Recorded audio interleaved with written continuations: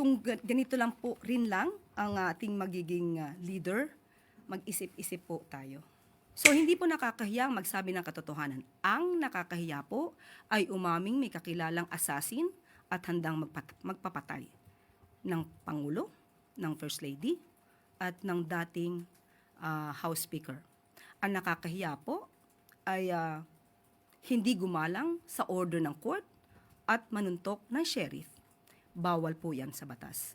At ang nakakahiya din po ay gumamit ng mga fake na AFP certificate para sa Youth Summit para palabasin na yung 15 million na mula sa Confi Funds ng DepEd sa pangunguna ni VP Sara ay ginamit di umano sa Youth Summit na pinasinungalingan po mismo ng AFP.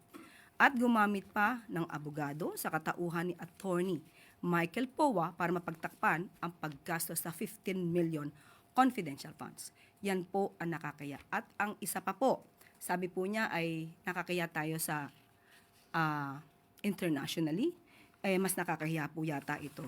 Dahil ito mismo ay na-news at nandyan pa po ang kanyang muka kung saan ipinakita dito isang vice presidente nag-threaten with her assassin laban sa Pangulo.